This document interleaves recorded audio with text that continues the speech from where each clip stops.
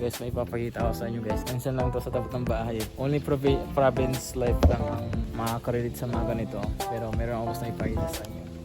So ito po ay, iwan ko anong tawag sa halaman na to. Pero I know, may pugad po ng ibon. Yan, pugad ng ibon. Pugad ng ibon yan. At ayun yung nanay, nakikita nyo ba yan? Asan yung nanay? I know. Yung nanay, nakatingin siya dito. So ganda bagmasdan na sa isang bahay na may ganitong tapat. Yan. So ito, namumunga na. Yan, marami na siyang bunga guys. Ano? Ayun po, tig-tiig oh. Hindi ko lang anong, ano ba sa Tagalog to? Alam ko sa Bisaya, rabana to eh, rabana. Pero yun.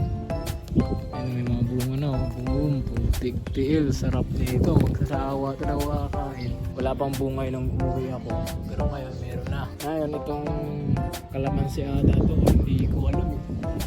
So nag-auto again na pagpasok ko kasi nakita ko siya eh. Ano, may pugad ng ibon. Alam mo kung ano to eh, kung hindi to kalamansi, ano to eh. So, ito ang likod ng bahay.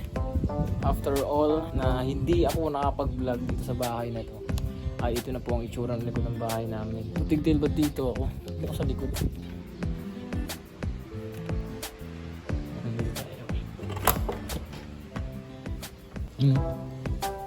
Tigtil na sa manglangin ng panahon. So, ito na yung likod ng bahay guys. So, kita nyo, medyo malinis na siya. So, nag-vlog kami dati dito. 2021 ata yun. 2021 yung kasama ko sa Gbert. Si Gbert yung title nun is The Farmer sa King Gabs TV na YouTube channel ko. Nandun yun eh. Doon nakalagay yun eh. Pero wala na kasi na. So ito na yung itsura nun ngayon. Ano.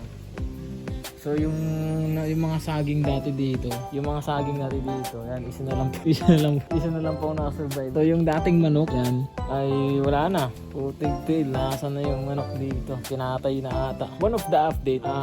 Nung umuwi ako nung last time dito, may kawatan daw na nakapasok dito. Putig-til. Pasalamat ka na hayop ka kung sino ka man.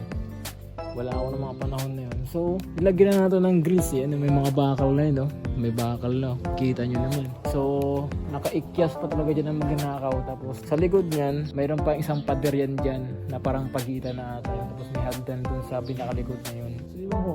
Maraming klaseng magnanakaw. Tigtil wala talagang posible sa magnanakaw, no? Pag nagnakaw talaga sila, wala yung posible sa kanila eh. Di mo lang kung paano sila kumilos eh. So alam mo kasi kahit nasa Manila ka o kahit nasa Manila tayo, dapat magkaroon tayo ng maliit na garden.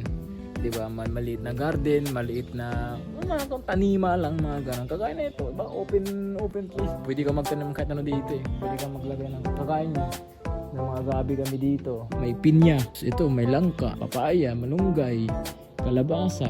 Yun, saging. May mga kangkong.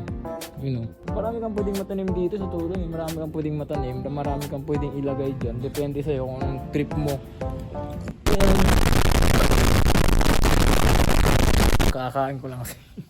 So kami dito kasi open kasi to. So ang bahay kasi. Mga tanim ngayon guys. So I show you this for a new update sa bahay namin guys. So sa mga nakakilala sa akin dyan personally. So ito na po. Ito na po yung itsura ng bahay. Kung nagtataka kayo kung anong itsura ng likod ng bahay namin. And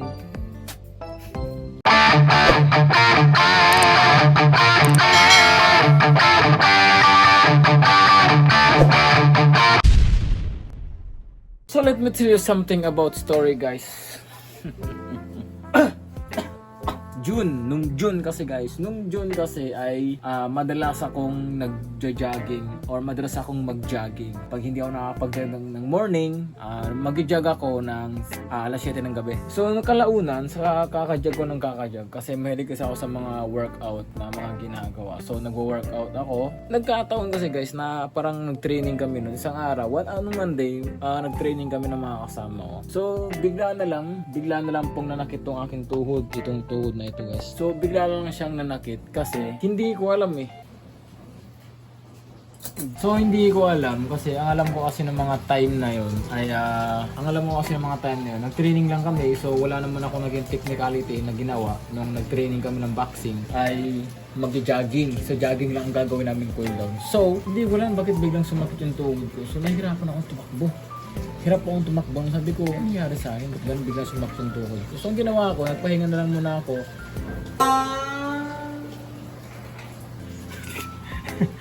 biglang na tahimik, may dumaan kasi kapitbahay. So nagpahinga ako ng mga time na yon. So tapos pinahinga ko ng mga isang araw. Nagpahinga ako ng isang araw tapos nag-jog ulit ako. So hindi ko na siya nagawa. So hindi ako makapag-jog. Ngayon, naisahan ko ang aking sarili. So dahil hindi ako makapag-jogging, siguro mga 10 steps, sumasakit na yung tuhod ko. So paano ko naisahan ang aking sarili? Simple lang. Dahil sa meron akong bike, ngayon kung inaakala ng tuhod kong ito, ay maloloko niya ako sa mga pasakit-sakit na yan. Hindi niya ako maloloko sa mga ganyan-ganyan. Alam niyo ba kung bakit? Kasi unang-una sa lahat, kapag nagpapadyak ako, wala lang. Ngayon, naisahan din pala ako ng tuhod ko. Kasi kapag umabot na ng isang oras ang aking pagbibisikleta or pagpapadyak, sumasakit na po. So, last Saturday ay galing po ako sa Cavite. Itong mga nakaraang Sabado. So, nitong last Saturday ay galing po ako sa Cavite. So, bumisita muna ako dun sa bahay dahil medyo matagal-tagal na panahon na kasi akong hindi nakakadalaw doon. So dumalaw muna ako doon. So dahil malayo yon, dahil General Trias yon, so yan. Tapos pag uwi ko, grabe, sumakit na naman tong tuhod na to.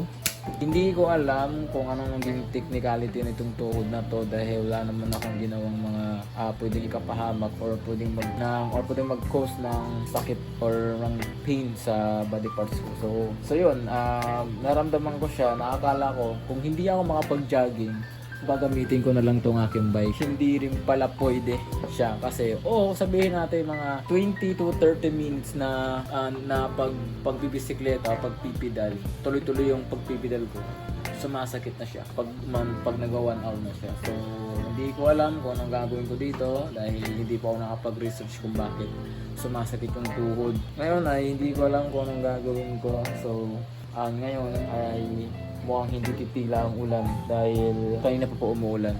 So, before ako matapos maglaba, umulan na po ng pagkalakas-lakas. So, yun lang ang ganda kayong gagawin ko dito. Uting-til.